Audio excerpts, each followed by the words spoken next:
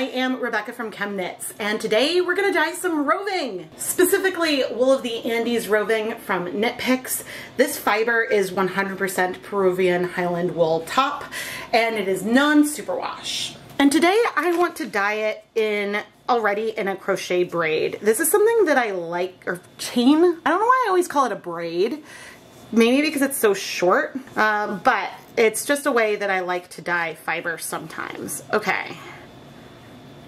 So I'm going to take the fiber and start with a little slip knot, and then loosely I'm going to pull the fiber through to crochet it. This is a technique I like to do to add a little bit of variation to what I'm otherwise dyeing.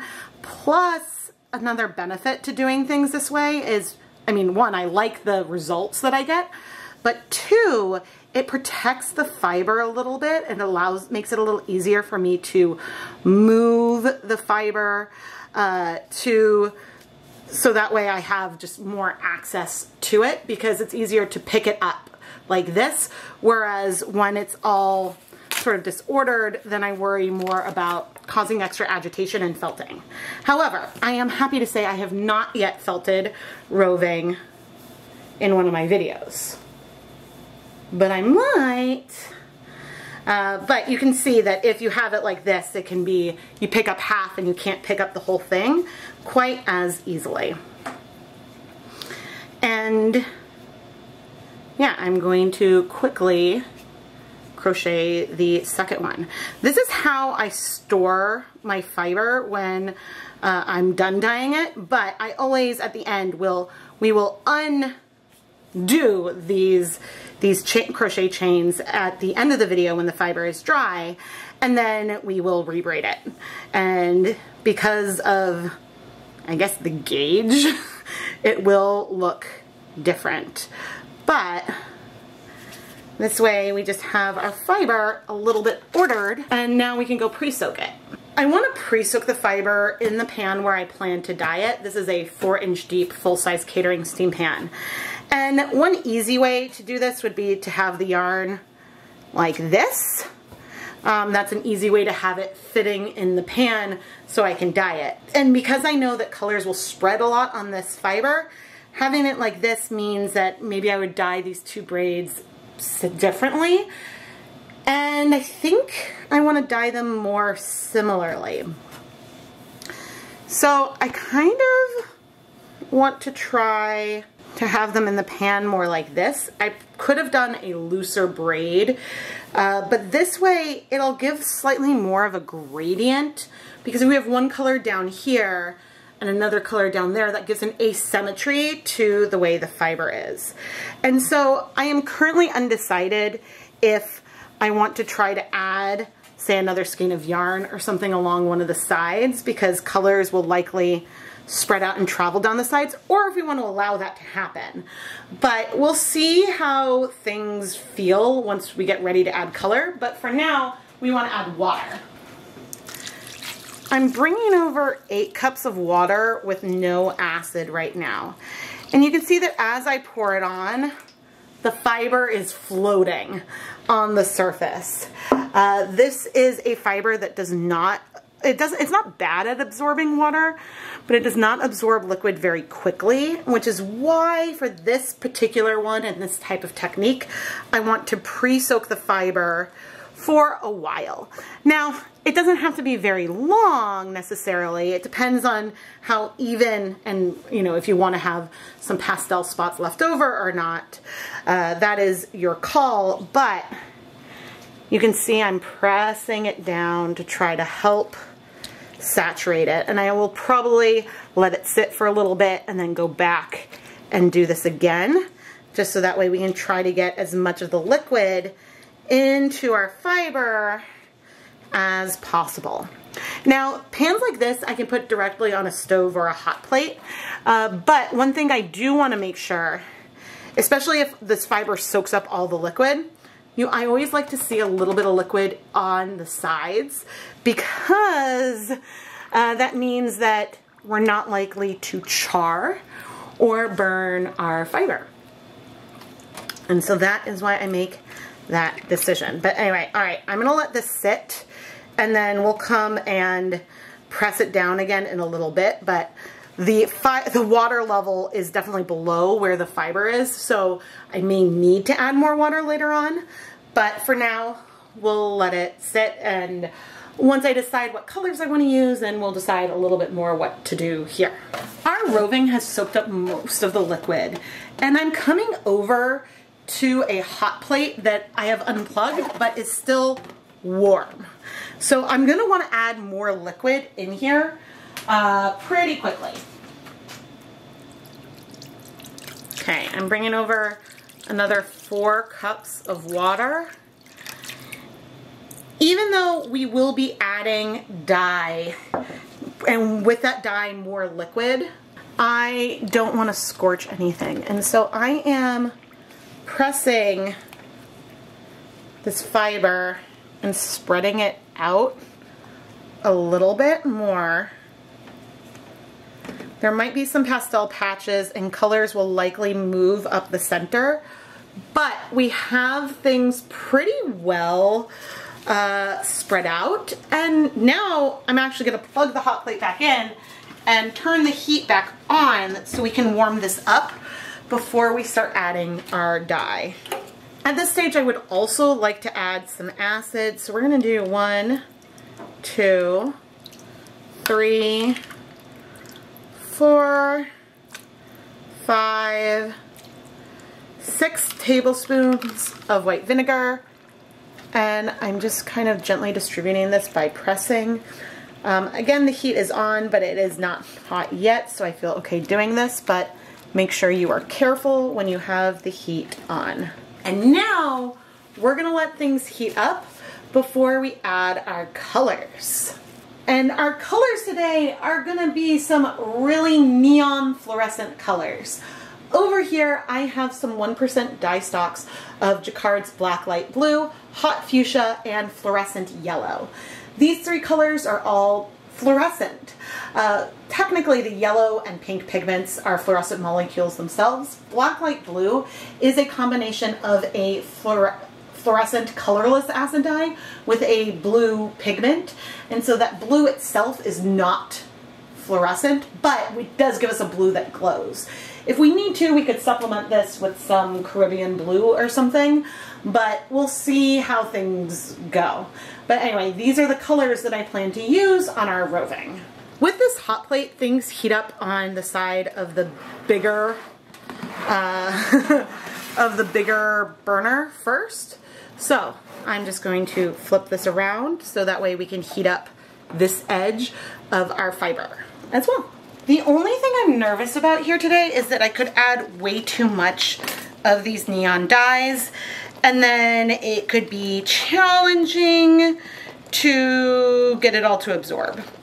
So that's what I'm nervous about. But we're gonna start by adding yellow, and I'm carefully adding 15 milliliters to each braid here of our fluorescent yellow. And I am going to work it through a little bit. And the main reason why I picked a syringe to help me out here as I then spread this a bit, and you can see it's going to be leaking in between the skeins a little bit as well.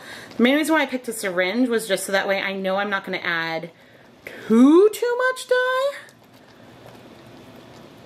And we might choose to spread it more in a bit, but that's just to give you an idea of how I plan to play with this. Okay, I'm choosing to do yellow in the middle because the yellow blends with both of these other neon colors really, really well. The blue and pink, whatever the colorless fluorescent acid dye is, does not do well with pink pigments. And so again, I'm going to do approximately 15 milliliters of this hot fuchsia on each skein. Originally, I thought I would do it in a line, but this really works. And don't worry, we're going to try to work it through more. Certainly, I'm working it down towards the end. because I'm gonna want these colors to spread, but I also don't mind if we end up with some whites and oranges. I just want the spread to not happen too quickly. I want to be able to control it a little bit. And so I am kind of excited to see what will happen. I have done color mixing with these 3 colors, but we likely will have some more neutral notes if all 3 colors end up blending. You can see we've got a little bit of pink that's traveling down here, and it might travel down more. We could end up with some blending of all 3 colors. Now, blacklight blue is a stunning color, but is way less bright compared to the other 2. And I probably will double this up, but you can see just using the same volume of the dye, it does not go as far.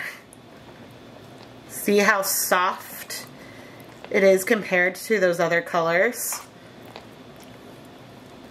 Yeah, we'll want to use a lot more of the blue. But even though the blue pigments themselves are soft, they definitely glow. And it's funny that you see so much more glow around the edge here because where it's so concentrated, it doesn't glow very well, but everything here is fluorescent. We'll look at it under a black light when I can remove more of the ambient light later, but yellow is absolutely the brightest. Okay, let's add more of our black light blue before we go ahead and try to spread all these colors a little more. And this time, I'm starting to try to spread it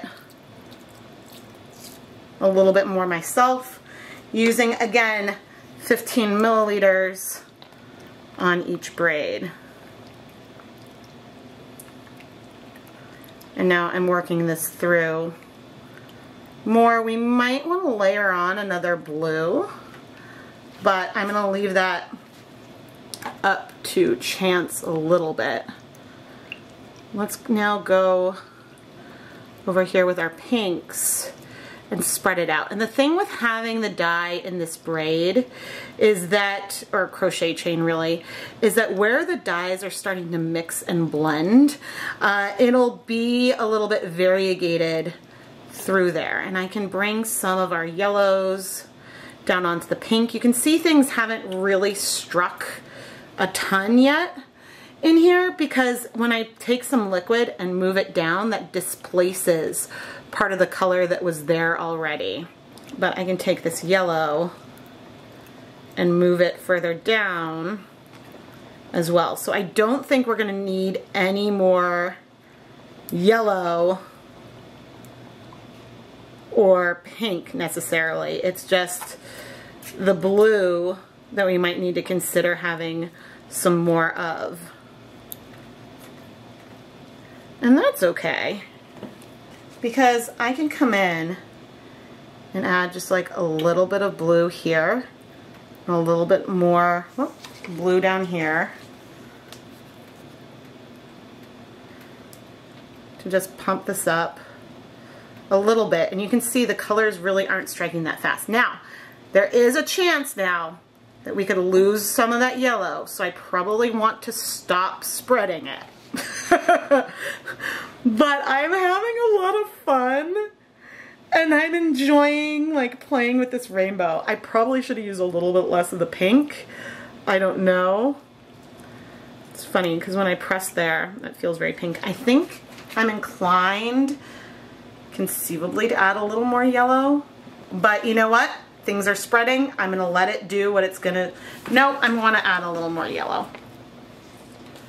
Not a lot.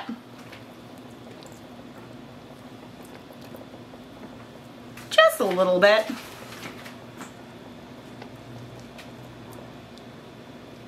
I'm not even working that all the way through because I'm gonna let that just be what it wants to be. This is pretty, and you can see that the colors are spreading up. This is so pretty. I want to add acid, and I want to add a lot more acid. Now, you see when I add this on that it looks like that color is disappearing a little bit. That's because our colors are not striking yet. So there's a chance this won't work and the colors are just gonna spread and spread and spread, and then I'll be sad. I really don't want to be sad. I really want this to work. So we're gonna cross our fingers, okay?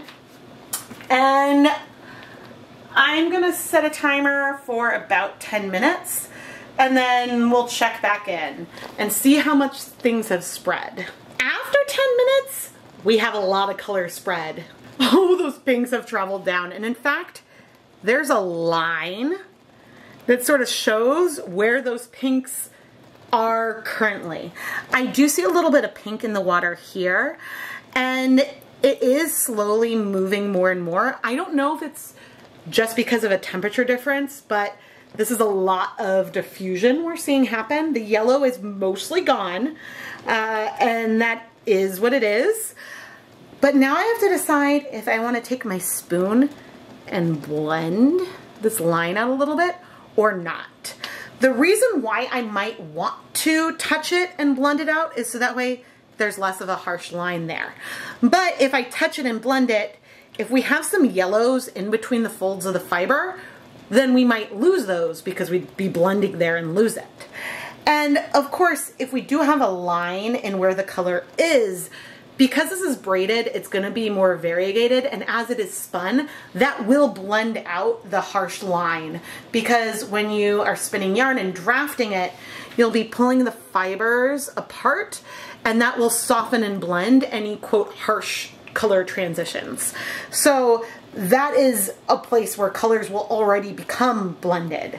So I just have to think and decide if I want to blend it or not. But while I think, I'm gonna set another timer for, let's wait 5 minutes this time. The colors are definitely still spreading. I think at the last clip it was a little over there. Not very fast, but the line maybe is a little less harsh. I don't know. Certainly when you combine hot fuchsia with blacklight blue, it makes the colors muddier sort of instantly, and things just feel less bright and neon. Not that the blue feels that neon right here, because I could pump it up more, but I'm not going to. What I'm gonna do now is not touch. At least I'm not gonna touch in there. What I am curious about, okay, we have a hint of some blue left over here. That was one of the things I was curious about, because I don't know how quickly, like blacklight blue strikes pretty quickly to a superwash yarn, but this is non-superwash. So we're gonna let things sit for another 15 minutes, and then we will have had over 30 minutes of heat on this fiber, and so we'll see where we are then. I am gonna reduce the heat down there. That end is warmer, and yeah, we'll see where we are in a little bit. All right, it has officially been over 30 minutes. I'm gonna turn the heat off here. Not because I don't think we should have more heat, but I also think that some of these colors will strike more as things cool off, maybe. It looks like a lot of our yellows have struck. I'm not seeing any color there. And the amount of blue left is truly minimal, but we have a lot of pink. I think I'm gonna bring this over to my gas stove, and I'll heat it over there on super low for another 20 minutes and then turn off the heat completely. But that does mean I'm gonna be moving this over to my stove. And when I move it, things could shift around a little bit. Over on my stove, I don't think things shifted too much, but maybe things moved some as I moved the fiber. But I have the heat on super low, and so I'll heat this for 20 minutes. Then I'm gonna turn off the heat and let things cool off probably overnight here in the pan, and we'll see where we are tomorrow morning. I don't think I'm gonna check in once the 20 minutes are done unless I observe a major change from where things are right now. Our fiber is cool. It's cool to touch. There is still some pink in it, but I'm gonna try to remove a lot of it here in the pan before we go and wash the yarn. And so you'll notice I scrunched our fiber up carefully, and now I have it removed, and I'm gonna pop it into a tiny bit of water that we have down below. Now that was a fair amount of pink that was left behind, but hopefully now we won't have as much bleeding in our fiber. What I am surprised about is we do have some elements that feel yellow left, and okay, weird, that feels purple. That was unexpected. To feel like we got purple coming out. That means some of the blues didn't strike either. Oh, interesting. I guess I don't want the water running on the yarn, and I'm trying to angle this in a good way. I'm gonna add the tiniest amount of soap, just like a tiny dot on my hand. Suppose I could have added less. But even though we saw some bleeding, there could have been more.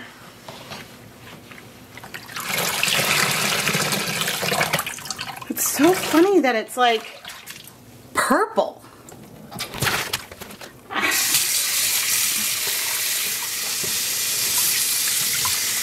Anyway, I'm surprised. It's still not that much bleeding, all things considered.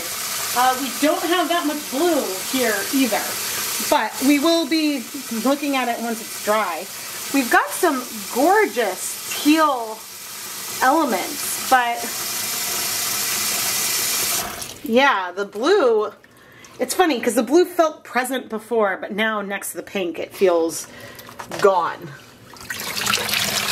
Oh, but we're really good. Okay, I'm gonna go stick this through my spin dryer and then hang it up to dry.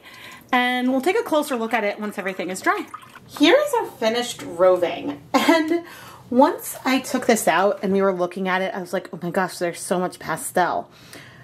But we do have an area with a lot of blue. I think it just mostly stayed in one spot. And I honestly don't remember it feeling like it didn't spread, but clearly our pink spread, the blue didn't really. Turned off most of the lights so we can bring in a black light.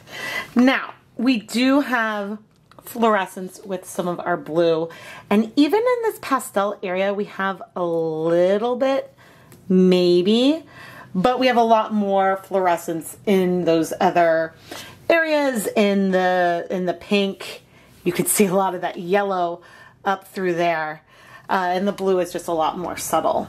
I mean, at one point it felt like a lot of blue was coming out, but I think that the blue that we had, it looked like that we had it spread, and really it did not spread. It stayed more in that one spot. The good news though is we have a lot more yellow than what we thought. So now what we need to do is take our braids, that's the wrong side. Here we go. And we need to open things up. As I opened up the yarn, I realized I wanted to look for the orange demarcation line. And maybe here we have a little bit of a harsh line. But if you look when we open it up, because we have areas of resist, we have lines in here of our different color transitions. And the exciting thing is that means we have some areas where we got less color blending, which means we've got a lot more yellow. Woohoo! All right, I'm going to open the other one and arrange the fiber in a pretty way. Even without more blue, this is still very, very pretty. Because don't forget, we didn't have a green in our mix. We were using primary colors, blending them together. And so there's absolutely evidence of our blues. It just didn't spread very far. And so if I were to do this again, I think I would supplement with some Jacquard turquoise or some Dharma Caribbean blue.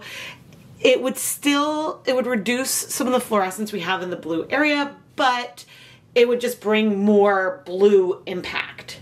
But one thing I want to do just before we go ahead and bring out the black light again is I just want to quickly fluff up the fiber. Now, things aren't felted or anything, but because we dyed this in a braid, that means that our fiber is just a little compressed, and so by fluffing it, it's just gonna be a little bit prettier. And so when I rebraid it, it's just gonna be less, I mean, I hate to say matted because matted implies felting, but it's just going to be less, it'll just be fluffier. There we go. And so it's just this quick little fluff, and just a quick look at the fluffed versus unfluffed. The difference is very, very subtle. I just like to do it. It's prettier. While we wait for me to fluff up the other one, let's bring over the black light. We have a lot of fluorescence until we get to the blue. And we do have fluorescence in here. It's just there's a lot less compared to those other areas. But especially when I bring the light closer, you do see it there on the blue. And even if we zoom in, now you can really see the glow. It's just the yellow is a lot brighter. And so I know from some dip dyeing projects that when you mix in another blue, it is still fluorescent. It just feels less fluorescent overall compared with the other colors. But of course you also have to consider how often you are dyeing your fiber for under a black light versus under natural light. White light, and so that may also impact your decision making. And all fluffed up, here we are. It is super, super pretty. I think that the secondary colors aren't as dominant or prominent as they might have been if we added on some of those colors pre-mixed versus trying to mix them on the fiber. But I'm happy that we tried this because I think that this gives us more of these fun variegated areas. And yes, there is a line here across the fiber, across that color, but once you spin it, that'll just get blended out a little bit. So that's not a problem. I'm just glad that for as much as those pinks spread out, we still have other color in here as well. All right, so I have a weird observation, but normally when I dye braided roving, I unravel it and I braid it, it looks very different from when I started. But we still have a lot of the blues and greens on one side, and they even pooled on opposite sides like they were originally. And so this is something that is just a coincidence. Clearly you can see more of the blending. You can see more of the different colors in here because they are arranged differently. Especially when we flip it, you can see some of those differences, but I don't know, this just amused me a little bit. I am Rebecca from ChemKnits, and I really hope that you enjoyed this video. I think that I would be inclined to do this type of project again in the future, probably without the blacklight blue, as much as that pains me to say. I mean, we definitely use more than double, maybe even triple the amount of blacklight blue compared to the other colors.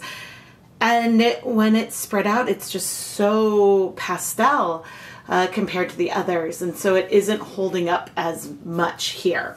I mean, we could use more of the blacklight blue as well.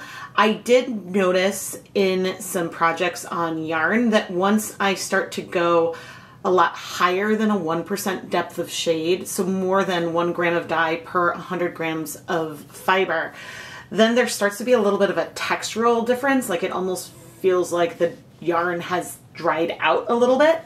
And so that sort of cautions me from wanting to pump up the saturation, the depth of shade of that dye on our yarn. But I still could go for more than what I had here.